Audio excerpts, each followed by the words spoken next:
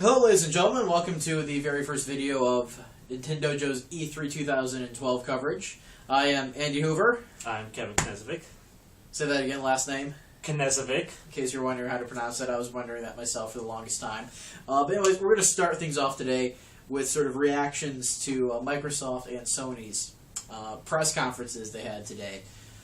And I guess for me, the general gist really for both of them was they're delivering pretty good press conferences in that they had games, good-looking games, entertaining games for the core audience. They didn't really delve too much into Move and Connect as they did in previous years, especially Microsoft. Every time Microsoft mentioned Connect, I winced a little bit, but they didn't have like 8-year-old children flailing their arms about as much. The only really arm flailing was done by a relatively young woman, a professional woman who made a game where you pretty much Angry Birds, except it's 3D and you have a catapult and you aren't shooting birds and you're destroying castles.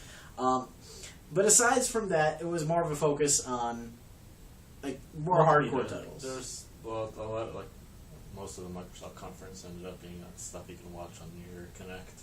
That's true. There was a lot of integrating Kinect into the big thing. And actually, I think the most interesting thing was Microsoft's what they call it, the Smart Glass application, which allows you to almost do some of the features you can do on Wii Remote, the Wii U Remote, except you're using like your iPhone, Android phone, your Windows 8 tablets, which are going to be coming out, to create plays in Madden, to learn more about videos you're watching. And it's an interesting concept. It's just a question of how well it's going to be integrated in the end. It's probably going to suffer from the same thing the Move did because it's not the default control scheme, so developers aren't really going to make much use of it. And who's going to buy it? I mean, hardcore fans will buy it, but I mean, it's not going to have like a mass market appeal. Yes, I mean, like, okay, Wii U is going to come with this controller, otherwise you have to go and buy a tablet or a smartphone. If you don't already have one, that's sort of a big initial investment. But otherwise, games-wise, they had lots of interesting stuff. And for me, as a more traditional hardcore gamer, someone who also does play Xbox and PlayStation, I mean, there's a lot of good-looking stuff. I think it's kind of safe. A lot of military shooters. Halo 4 looks good. Call of Duty Black Ops 2 looks a lot better than Modern Warfare 3, which is a huge disappointment. There's new Splinter Cell, which looks good. Once again, another military shooter. The new Forza looks good. And, of course, Sony really showed off the Last of Us, which looks good, looks interesting. But once again, it's not something new. It's something we've known about for a while. And they showed off the new God of War, which looks like God of War.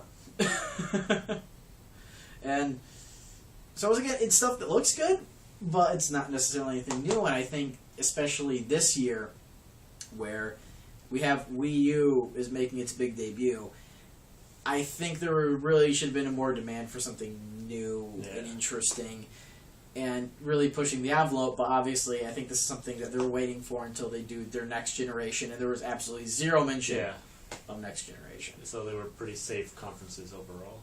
Yeah, I'd say safe. I mean, what did you particularly like or dislike? To be honest, I can't really say too much about it because we watched the conferences on Andy's iPhone, so I just kind of heard them all in the background, so I didn't really get to see much gameplay footage. But I'm a lot more interested in like The Last of Us now because I kind of dismissed it when it was first announced. It's like, oh, just another survival game or whatever. But it looks a lot more interesting now. I guess that's really about it. I don't have an Xbox, so I can't say too much about the Xbox stuff. All right, no, but as like more from like a Nintendo focus. Like, what do you think going in, like, especially compared to what you hope to see tomorrow, or what you were sort of expecting? Well, I'm glad that they didn't announce any next generation stuff as a Nintendo fan. So, I mean, that's kind of what I expected them to do. Yeah. So, a safe, but overall a marked, solid, I would say a marked improvement from last year. I don't remember Sony's conference last year, so maybe that's maybe that's the reason. Sony was also fairly safe last year, though. I think one thing we have to mention, a couple things about Sony. One, the new Wonder Book game, they're calling it. Oh, the J.K. Rowling thing? Yes, exactly. I mean, I guess this could be a whole series where it's going to be using Move and the PlayStation Eye to do some like augmented reality kind of games. And the presentation on that was just so long and boring. And it's one of those things where they didn't have children doing it, but they might as well have had children doing it. They probably should have. It would have been less creepy. Mm-hmm. And honestly, I can see that being a decent concept. I mean, I can see children enjoying it. Especially the Harry Potter integration, of course, is going to make it sell fairly well. But just the presentation of it was kind of bad. And one thing we both got a big kick out of was the newest game from was like Quantic Dream, the developers of Heavy Rain. Yeah. They made this big emphasis on getting Ellen Page, modeling the main character in that on her, but they didn't use that very well. How many words did she say in that entire trailer? She like in the first part she like 3 words like they're coming or something like that, and then she yelled something at the end of like the demonstration, and it was kind of disappointing because it was really more of a movie trailer than a game. Because I know Heavy Rain, of course, was really about the story and sort of choosing options instead of actually acting them out. This they showed absolutely no interaction. And one thing that kind of annoyed me, the first half of this is like this really tense conversation, really like character close interrogation. Exactly, yeah. And then the second half of it is just like just scene after scene of things blowing up. Yeah, the SWAT team comes out of nowhere for some reason. And I mean, they'll probably explain it in the story, but it's like really tense, gripping moments. Well, I would say dialogue, but Ellen Page didn't talk. It's a monologue. Yes. And then just things exploding.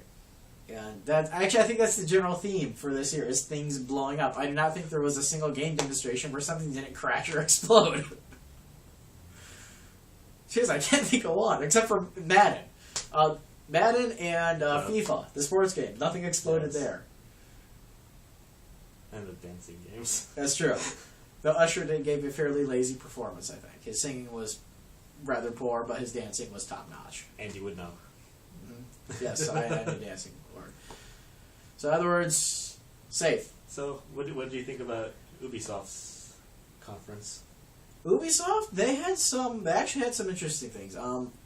But once again, kind of safe. Far Cry 3 looks really good. They actually are supporting Wii U with a Florida, whatever that rapper name is, who's going to be in Just Dance 4, which is going to be on Wii U. Yeah.